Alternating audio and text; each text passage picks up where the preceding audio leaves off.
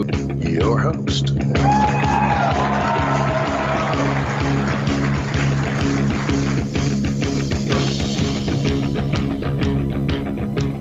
Hello and welcome back to Dave Matthews Shiny Side Out on Revolution.radio. That's right, Listener Funded Radio, which means you're the listener funded. So thank you if you can, and if you can't, that's okay also.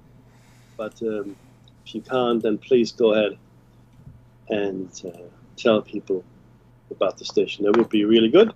Excuse me, if you can. Be really, really good. Because no one else will fund the station, obviously, because of the content that we bring to you, which is beyond controversial in some instances and beyond offensive in other instances. So, if you like to have your cage rattled and your, belief system shaken, please help us keep the station alive. We've got everything, right? Yes, that's just how things are, how things should be. We should be able to have free speech. And when I say free speech, I mean that within reason. Within reason. And what we're talking about today is the exact antithesis to free speech, which is mind control. Right? This is, in fact, it's the opposite of mind control on steroids. Because free speech can be censored, right? So free speech can be can be stopped. But imagine just for a moment, if somebody could stop you thinking the way you want to think or the way you want to think. Now, how would you even know? How would you even know? And the answer is you wouldn't. If the mind control is good, you wouldn't have a clue. It's really good, Mackie. And but that's the problem, right? Mm-hmm. Because the movie Manchurian Candidate was probably a great example, or even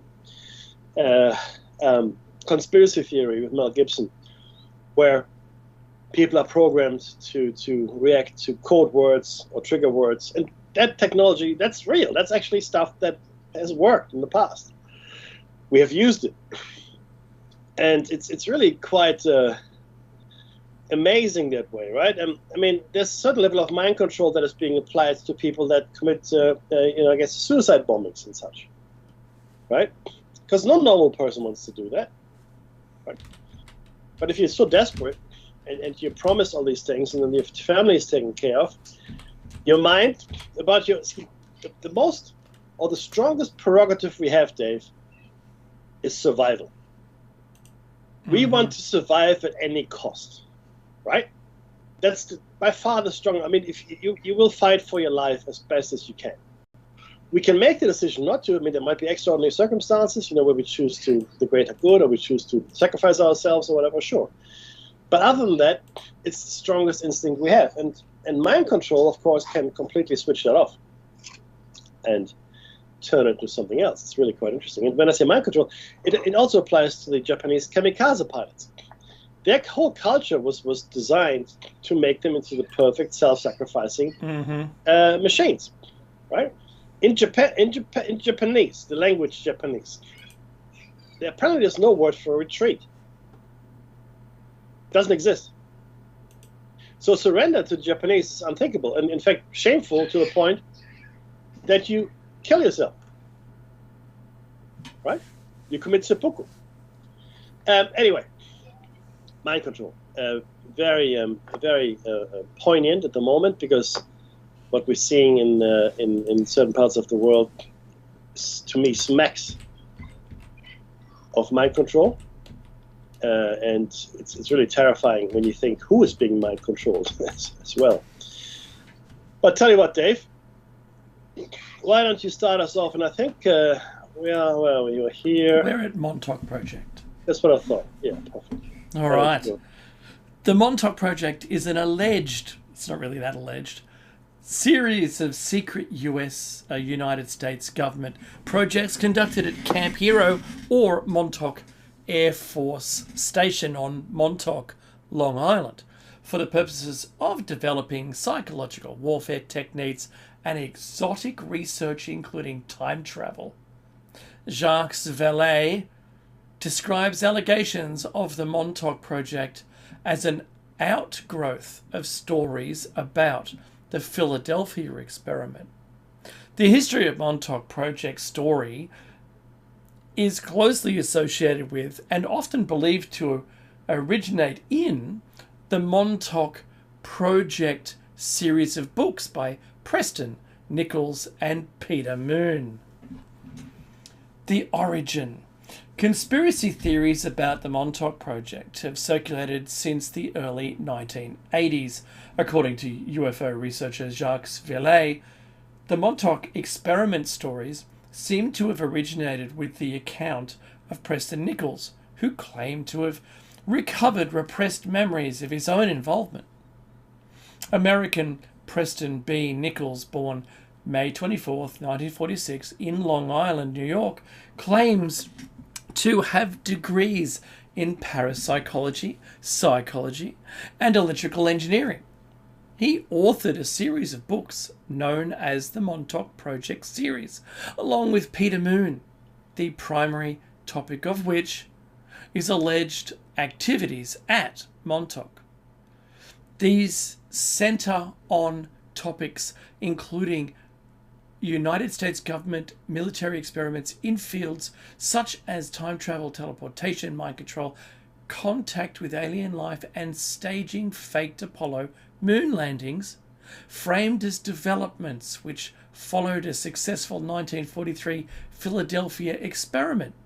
These culminate in a, quote, a hole ripped in space-time, unquote, in 1983. That's actually when I was in the US. Experiments began in earnest in the early 1970s, and during this time, some or all of the following are claimed to have occurred at that site. Number one, these aren't numbered. Point one. The facility was expanded to as many as 12 levels and several hundred workers without anyone in the town noticing the tons of building materials or hundreds of workers required. Some reports have the facility extending under the town of Montauk itself. Point two. I'm going to lose count. The next point. Homeless people were abducted and subjected to huge amounts of electromagnetic radiation. Few survived. Next point. People had their psychic abilities enhanced to the point where they could materialize objects out of thin air. Stuart Swerdlow claims to have been involved in the Montauk Project, and as a result, he says, his psionic faculties were boosted, but at the cost of emotional instability, post-traumatic stress disorder, and other issues. Experiments were conducted in teleportation.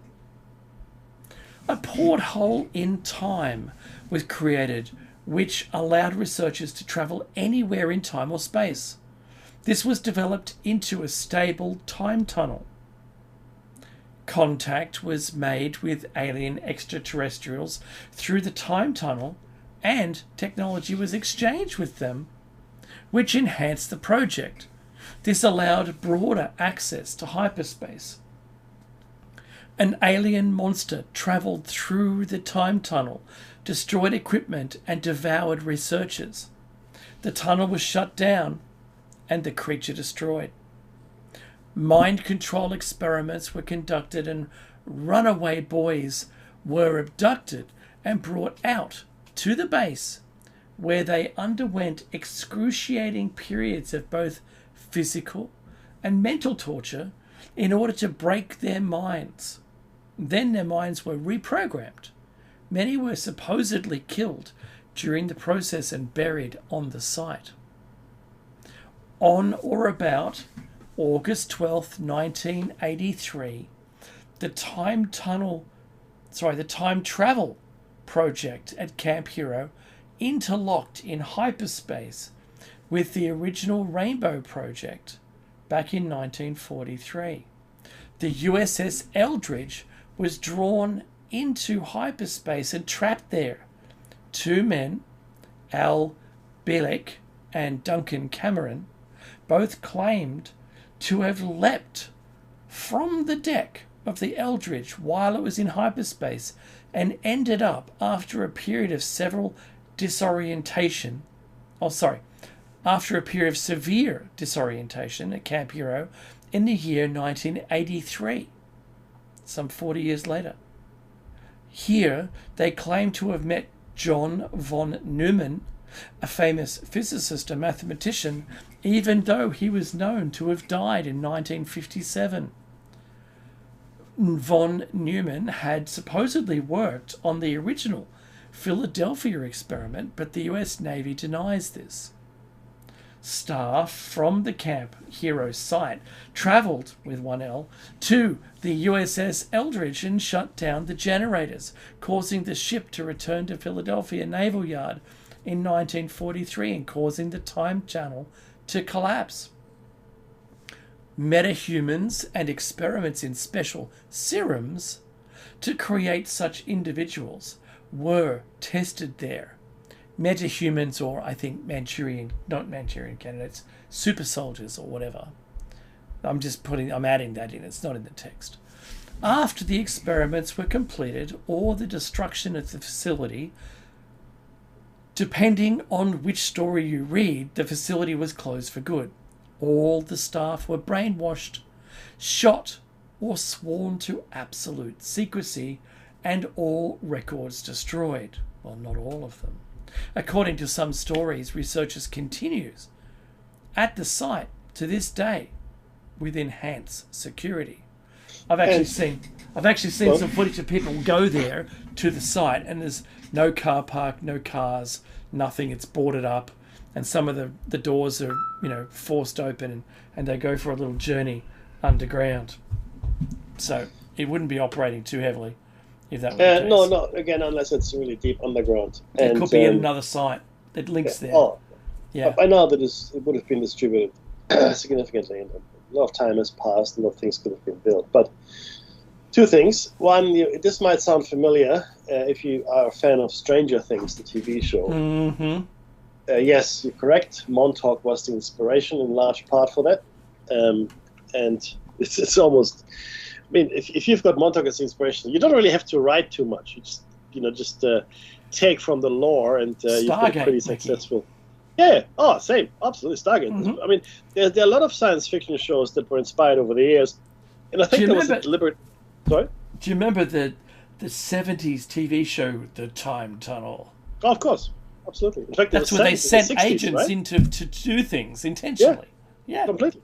And again, if I think this it was, let's say it was a deliberate effort to put this out into the science fiction community on TV and the movies as well to make it part of the fictional lore. So, if these days people talk about it, then you're just remembering the time tunnel. That's right. TV show, or you're just watching too much Stranger Things, or whatever it is, right?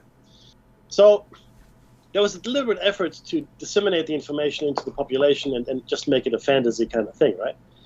And I think the truth is that, in fact, it did happen, and I think a large part of it, even though we like to deny it, has happened, because there are strange things that are happening in the world, and we can't explain them. I know we would like to not explain them, and we would like them to not exist, but they do.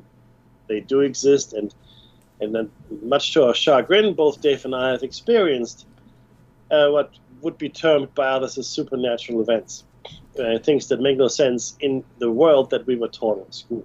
Right? Do you know what, Mickey? When the text said, this is from Wikipedia, of course, when the text said that all the records were destroyed, well, not all of them. Because there was a mislabeled box. That's right. And that's how we found out about Montauk. Yeah. So in their zeal, it's funny how a clerical error, this is what it is, led to us knowing about the project. Now, we didn't. It was quite a bit actually in those boxes that were found, but clearly a vast amount more was destroyed. Including, obviously details of certain experiments that were only referred to in the documents that survived. without any further explanations, right? So Montauk, and again, what is different about Montauk, a lot of educational and NGO as well as government organizations participated and collaborated in these experiments, not necessarily being aware of the full extent of the whole Montauk project, but certainly in certain areas there was a lot of collaboration from universities especially. Okay, now that gets us to a quote from Peter Moon, and this is the same Peter Moon that Dave just mentioned. So Preston Nichols authored a series of books, and his collaborator for that was Peter Moon. This is what he says: the origins of this bizarre operation date back to 1943, when invisibility experiments were conducted aboard the USS Eldridge in newly built destroyer escort. The objective of this experiment was to make the ship undetectable to radar, and while that was achieved, there was a totally unexpected and drastic side effect. The ship became invisible to the naked eye and was removed from time and space as we know it. Although this was a remarkable breakthrough in terms of technology, it was a catastrophe to the people involved. Sailors had been transported out of this dimension and returned in a state of complete mental disorientation and horror. Those who survived were discharged as mentally unfit or otherwise discredited, and the entire affair was covered up. After the war, research continued under the tutelage of Dr. John von Neumann, or Johann von Neumann, who had directed the tactical experiments of the Philadelphia experiment. Now, a little aside here, who is or was John von Neumann? And his name would have been Johann von Neumann, of course, born December 28, 1903, and allegedly died February 8, 1957. Paperclip. Well, yeah, absolutely, 100%. He was an Austrian-Hungarian and later American pure and applied mathematician, physicist, inventor, and polymath, which means he was good at a lot of stuff. He made major contributions to a number of fields, including mathematics, foundation of mathematics, functional analysis, ergodic theory, geometry, topology, and numerical analysis. And in physics, he contributed to quantum physics, hydrodynamics, and fluid dynamics. And in economics, he actually came up with game theory. In computing, he is responsible for von Neumann architecture, linear programming, self-replicating machines. You might have heard of them, von Neumann machines, stochastic computing, and then finally, of course, in the field of statistics.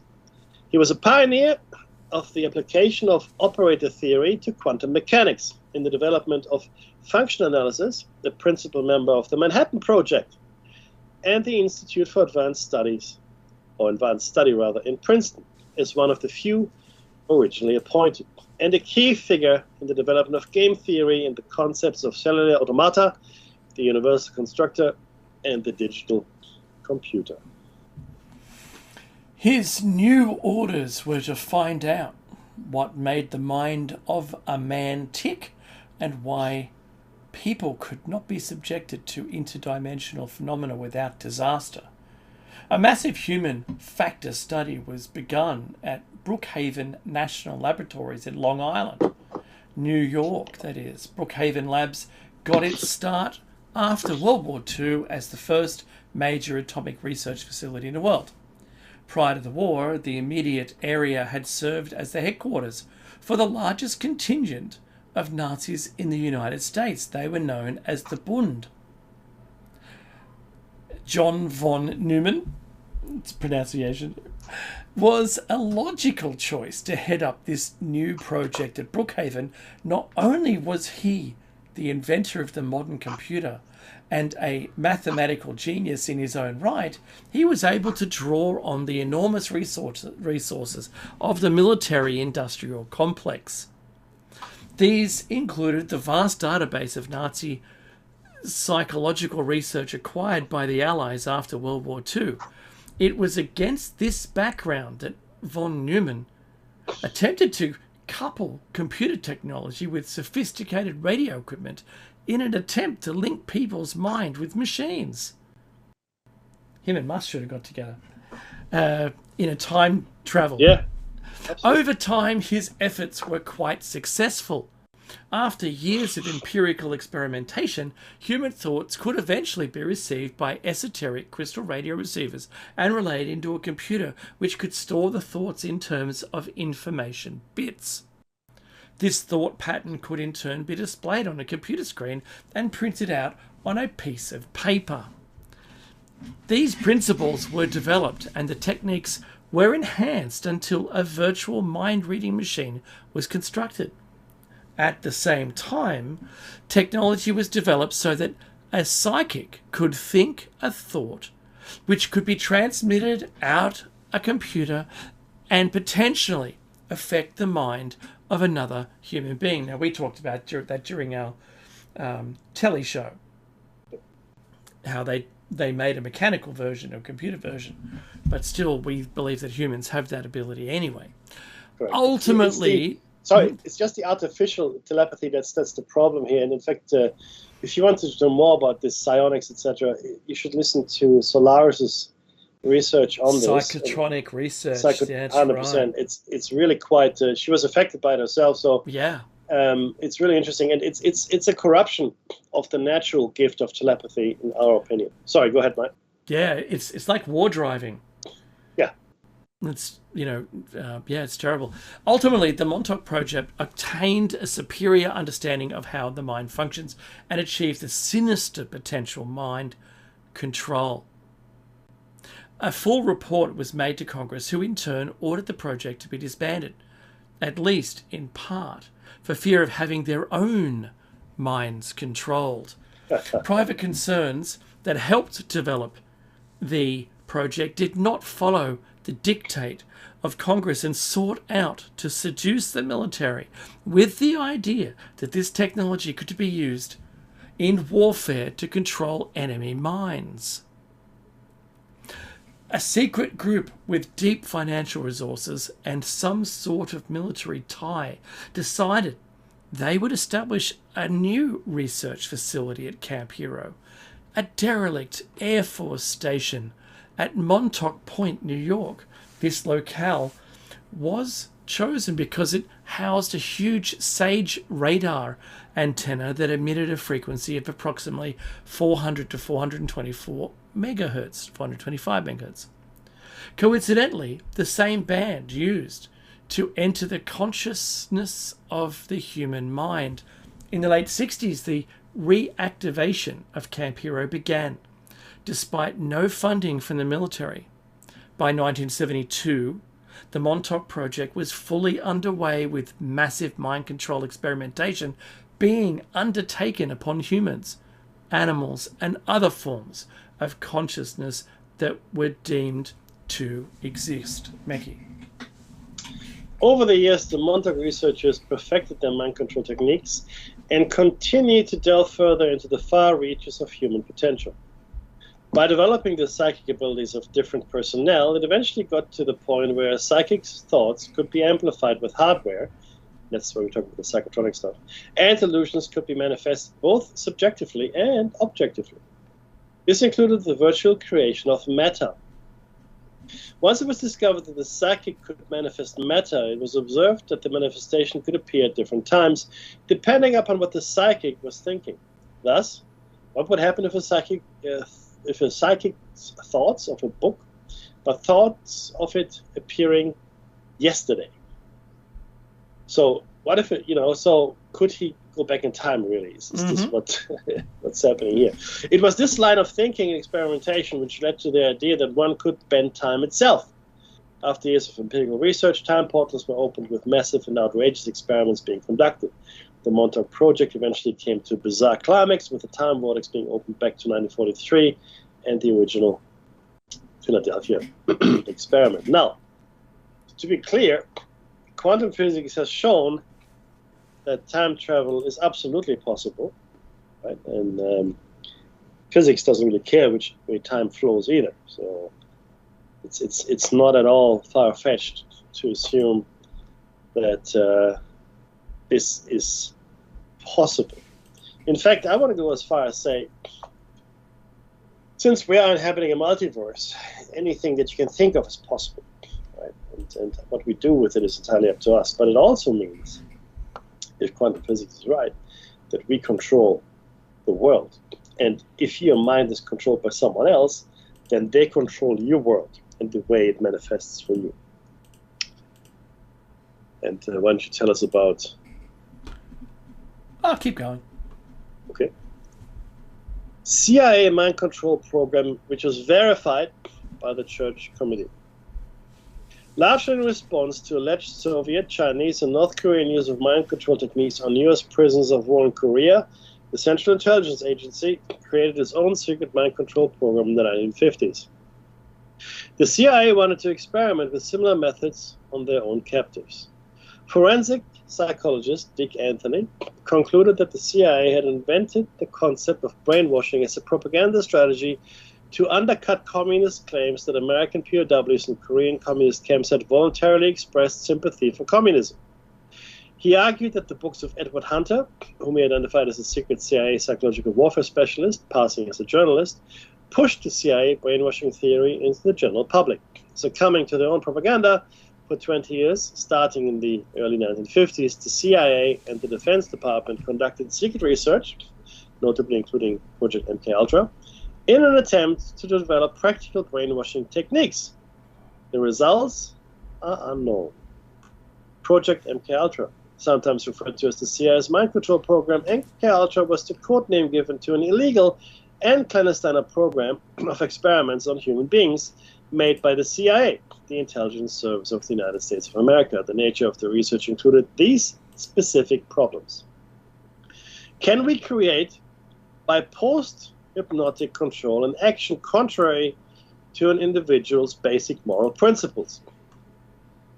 Next, can we alter a person's personality? Can we guarantee total amnesia under any and all conditions? Next, could we seize a subject and in the space of an hour, by post-hypnotic control, have him crash an airplane? Well, that sounds familiar. Next, can we devise a system for making unwilling subjects into willing agents and then transfer that control to untrained agency agents in the field by use of codes or identifying signs, Dave?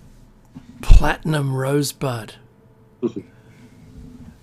That's from a TV show where there was mind control being used, and that was the key word. The phone rang, they lifted the phone, and they heard that instruction, hung up the phone, and then went about the business they were programmed to do, unwaveringly. Methods.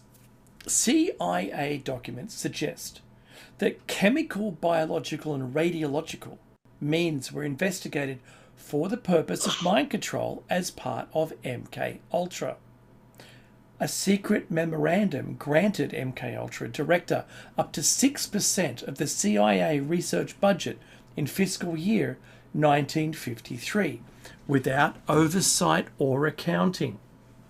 An estimated $10 million, roughly 87 million adjusted for inflation today, or more, was spent.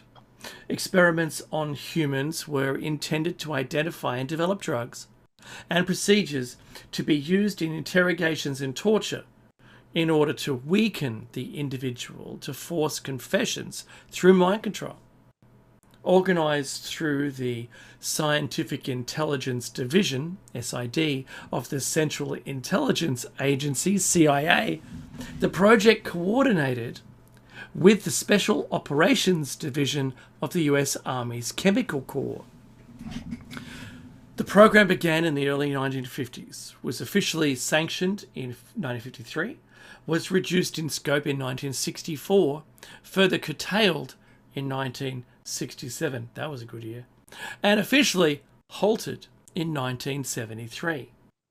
The program engaged in many illegal activities. In particular, it used unwitting US and Canadian citizens as its test subjects, which led to controversy regarding its legitimacy.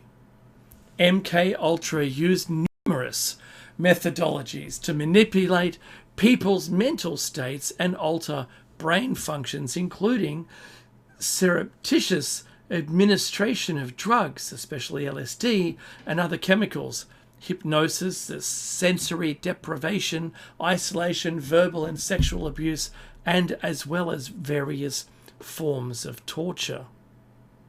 Mekki, do the end. Look, we wrote this 12 years ago, right? This is when we put the show out first. And the commentary that we gave it then was this. Thoughts, does this at all sound familiar in the light of recent events? The release of the torture report, Abu Ghraib, Guantanamo Bay, rendition, illegal combatants speak, test subjects not protected by any law or convention. Very convenient, in fact.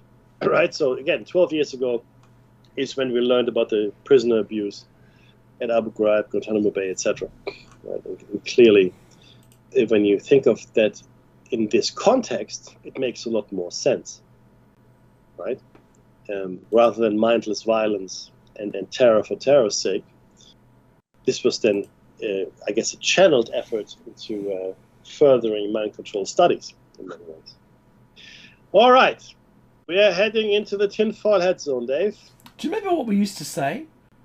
Keep your arms inside the vehicle. No flash photography. Yes, sir. What was that? We should personal reality inverter or something? That's right. We're bringing crazy back, everybody. That's what we're doing. Now, the controversial origins of this methodology, I'll share the interlude with you. Dr. Joseph Mengele of Auschwitz notoriety was the principal developer of the trauma-based Monarch project and the CIA's MKUltra mind control programs. Mengele and approximately 5,000 other high-ranking Nazis were secretly moved into the United States and South America in the aftermath of World War II in an operation designated Paperclip. Now, anyone listening to the show doesn't have to be told about Paperclip. It was a thing. No one denies it. The Nazis continued their work in developing mind control and rocketry technologies in secret underground military bases. The only thing we were told about the rocketry was the rocketry work with former Nazi star celebrities like Wernher von Braun. That's the only thing we were told. We were never told about the Mengele stuff. The killers, torturers, and mutilators of innocent human beings were kept discreetly out of sight, but busy in U.S. underground military facilities, which gradually became home to thousands upon thousands of kidnapped American children, snatched off the streets, apparently about 1 million per year, and placed into iron bar cages, stacked from floor to ceiling as part of the training. These children would be used to further refine and perfect Mengele's mind control technologies. Certain selected children, at least the ones who survived the training, would become future mind control slaves who would be used for thousands of different jobs, ranging anywhere from sexual slavery to assassinations. A substantial portion of these children who were considered expendable were intentionally slaughtered in front of and by the other children in order to traumatize the selected trainee into total compliance and submission. And the terrible thing is this. You have probably seen movies like this where they do that to the kids. Again, once you put it out into the realm of fiction, you no longer have to worry about it. That link still exists, by the way, which is good. I just checked it. That's rare. You know mind-altering substances. In 1955, MKUltra document gives an indication of the size and range of the effort. This document refers to the study of an assortment of mind-altering substances described as follows. Mekki, why don't we just run these one by one?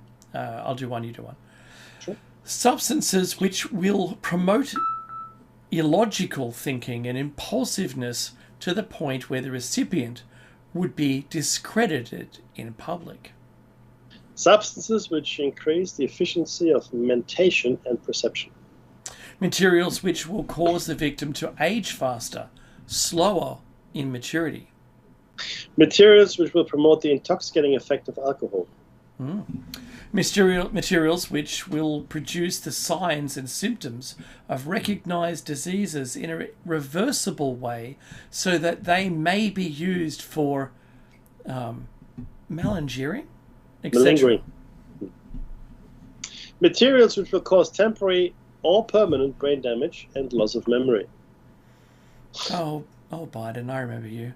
Substances which will enhance the ability of individuals to withstand privation, torture, coercion, and during interrogation and so-called brainwashing. Materials and physical methods which will produce amnesia for events preceding and during the use. Oh, that's a good one. Physical methods of producing shock and confusion over extended periods of time and capable of surreptitious use. Substances which produce physical disablement such as paralysis of the legs, acute anemia, and so forth. Roofies. Substances which will produce a chemical that can cause blisters. Substances which alter personality structure in such a way that the tendency of the recipient to become dependent upon another person is enhanced. Wow. A material which will cause mental confusion of such a type that the individual under its influence will find it difficult to maintain a fabrication under questioning. Substances which will lower the ambition and general working efficiency of men when administered in undetectable amounts. Oh, my last one seems like sodium pentothal, but that's all right. Substances which promote weakness or distortion of the eyesight or hearing faculties, preferably without permanent effects. A knockout pill which can surreptitiously be administered in drinks, food, cigarettes, as an aerosol, etc., which will be safe to use, provide a maximum of amnesia, and be suitable for use by agent types on an ad hoc basis. I've actually seen that in use publicly through a video of what can happen to you if someone goes, "Can you read this?" and you open up a book to read it to the person, and you've inhaled something, and within 10 seconds you're knocked out and they abduct you. Just crazy. And the last one, number 17, a material which can be surreptitiously administered by the above routes and which in very small amounts will make it impossible for a person to perform physical activity. Wow. Was Bill Cosby part of the... No, I'm not going to make the joke. The CIA operated through many institutions using front organizations, although sometimes top officials at these institutions were aware of the CIA's involvement. Becky. The extent of the participation. The scope of Project Unter Ultra was broad, with research undertaken at 44 American colleges, universities, 15 research foundations or chemical or pharmaceutical companies, including Sandoz, now Novartis, and Eli Lilly and Company, 12 hospitals or clinics, in addition to those associated with universities, and 3 prisons are known to have participated in MKUltra. That's a lot, by the way. In the time period, Mackie, in the time period, true. In the 60s, there was a prevalence of an expand your mind, not forced, drug use, and that was one of the drugs that they used in that MKUltra. Mm-hmm. I wonder. Oh, look, yeah, absolutely. It just makes you wonder. Official findings. At the Supreme Court later noted, MKUltra was concerned with the research and development of chemical, biological, and radiological materials capable of employment in clandestine operations to control human behaviour. The program consisted of some 149 sub-projects which the agency contracted out to various universities, research foundations, and similar institutions. At least 80 institutions and 185 private researchers participated. Because the agency funded MK Ultra indirectly, many of the participating individuals were unaware that they were dealing with the agency. Project MK Ultra was first brought to public attention in 1975 by the Church Committee of the US Congress and a Gerald Ford Commission to investigate CIA activities within the United States. Investigative efforts were hampered by the fact that CIA Director Richard Helms ordered all MK Ultra files destroyed in 1973. The Church Committee and Rockefeller Commission investigations relied on the sworn testimony of direct participants and on the relatively small number of documents that survived Helms' destruction order. In 1973, the government-wide panic caused by Watergate, the CIA Director Richard Helms ordered all MK Ultra files destroyed. Becky. Pursuant to this order, most CIA documents regarding the project were destroyed, making a full investigation of MK Ultra impossible.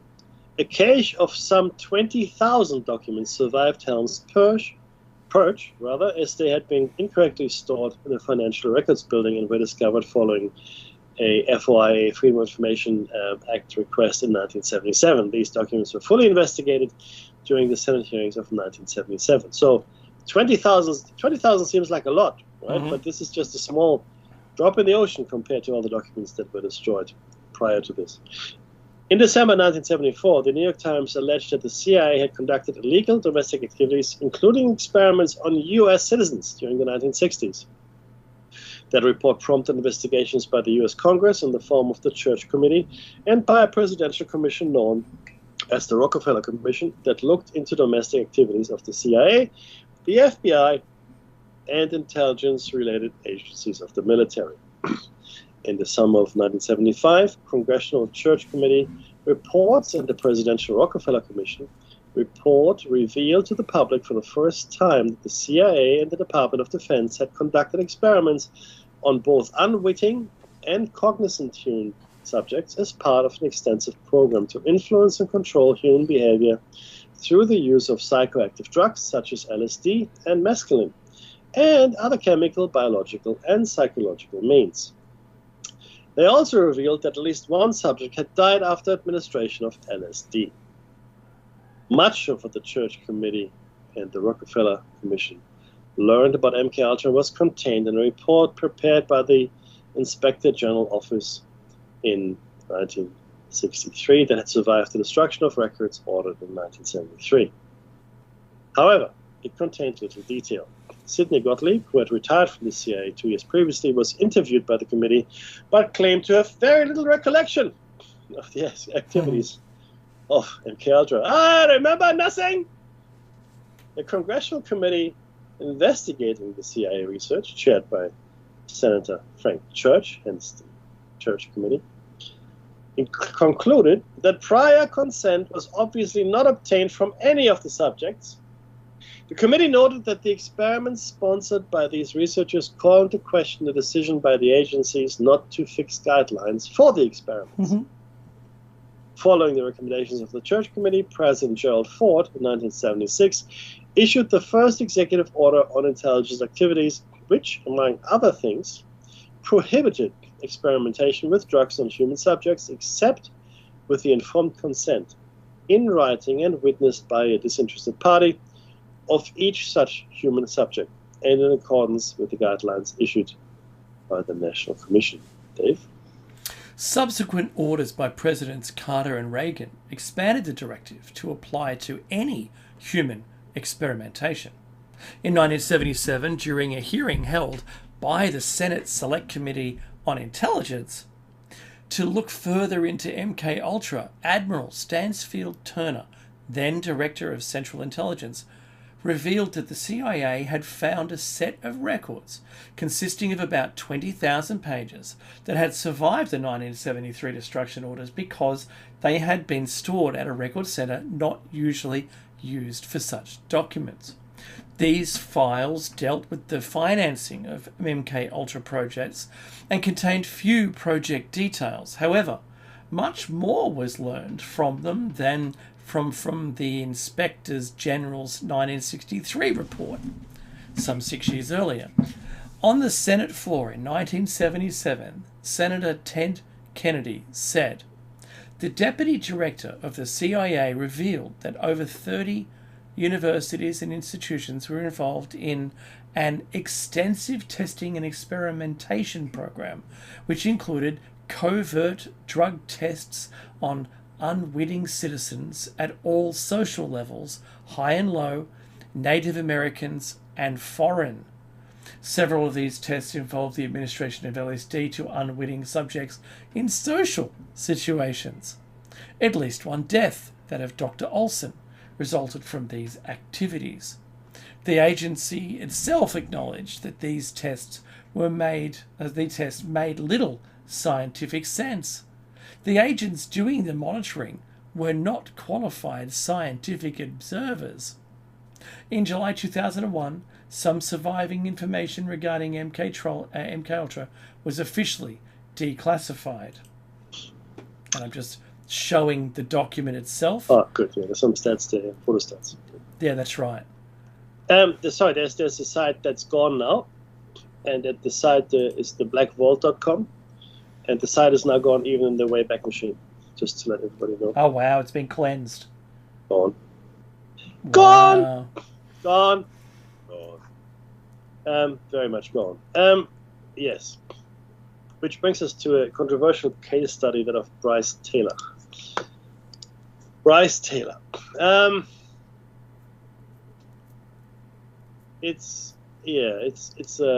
now let's get it right into it. Bryce Taylor is the pseudonym for Susan Ford, one of the highest level MKUltra mind controlled victims to ever come forward and reveal her story. It took her nearly 13 years to recover the memories of the events that she reveals in her book, Thanks for the Memories, which was published in 1999 in May. Her memories began to return in sporadic fragments in 1985 following a car accident that threw her through the windshield of a car after hitting a tree. It wasn't really an accident as much as a result of mind-controlled programming which compelled her to commit suicide if she began to recover critical memories about her role as a top-level NSA CIA mind-controlled asset who was used as a sex slave and message or drug courier for every president from Kennedy to Clinton, and was Henry Kissinger's personal secretary, human computer, file storage and retrieval for over 19 years.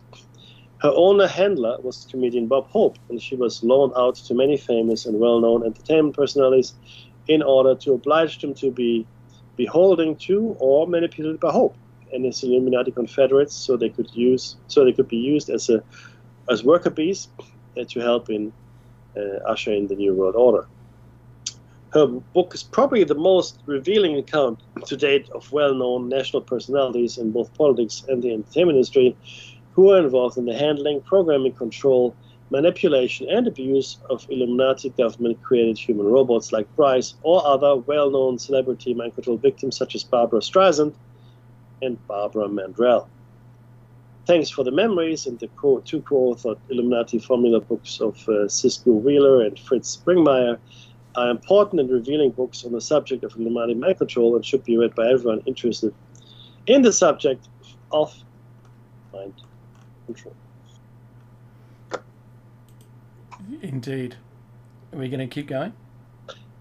Yeah, you can do this one. All right. Interesting development. Brain-to-brain link makes mind control possible.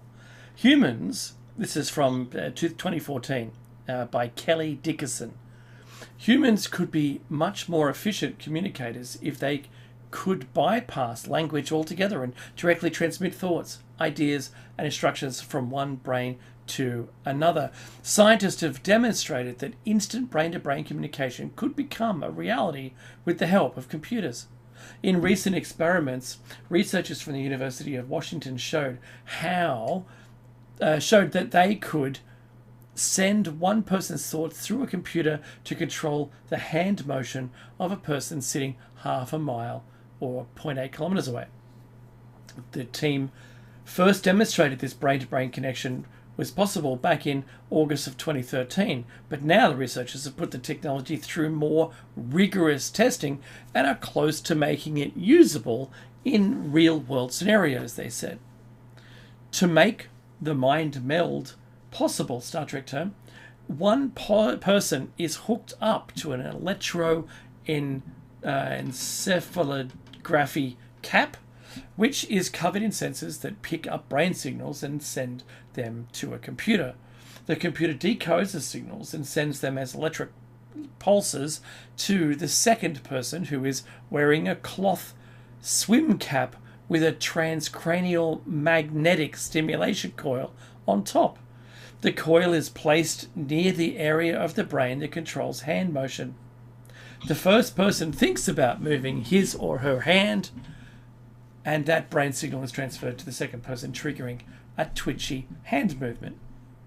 The researchers tested the technology using 3 pairs of volunteers. Each sender and receiver sat in a separate building on the University of Washington campus, about half a mile apart.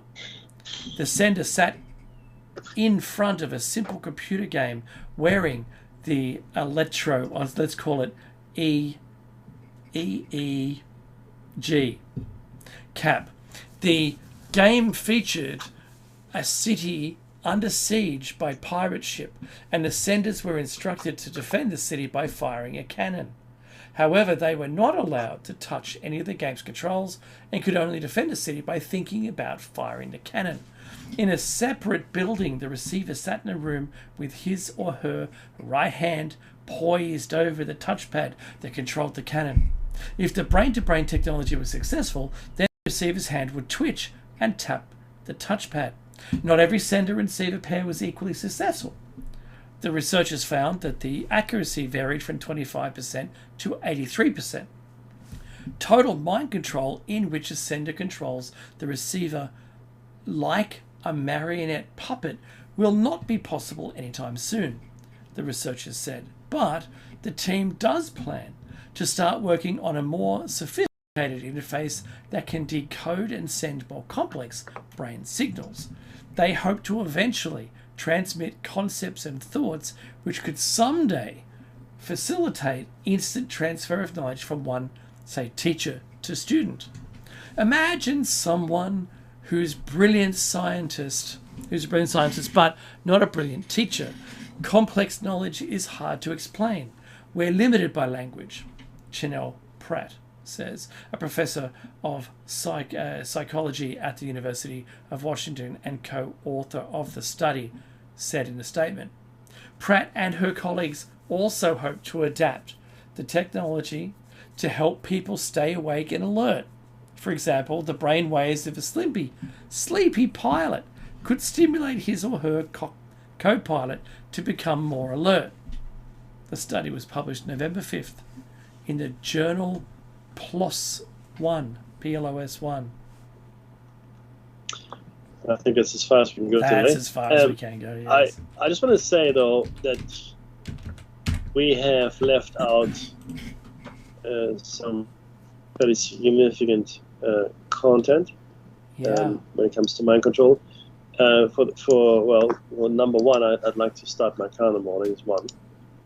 Secondly, I've put a link into the chat if you want to read up some more stuff, bearing in mind that this is actually pretty horrendous. Even if this were fiction, I mean, this would be a hard read. But if you give it the benefit of the doubt and you think it might be real, then it's even harder to read. So be warned if you do go to that site. Maybe you don't want to read all of it. Again, up to you. And it's really quite horrific. Link is in the description. It is. It's there. It's all in this. I'll put it into the chat as well. So feel free to knock yourselves out if you're so inclined. But as I said, be warned. It is not easy reading. All right. Next week we're going to talk about some of the tech, and there's a lot of it. I thought, that can't be that much, and I probably won't get to the Freedom of Information documents, but we'll definitely talk about the tech. And I'm going to put some more tech in. But essentially, an updated text, Dave, because there's some more tech here I'm going to put in, especially around Wi-Fi. There's an article written in 2016 which we didn't include yet. Awesome. Looking forward to it. Should be interesting. But yeah, it's again, there's the music. There's the music. And the thing that we do ask everyone to do, we do two things. One is like, share, subscribe, and follow, and comment. And the other one is, Mackie? To be safe. To be safe, absolutely. Catch you on Tuesday and Thursday AM, 7 AM for Plato's Cave. We'll catch you this time next week for another Shut Inside Out with Dave and Mackie.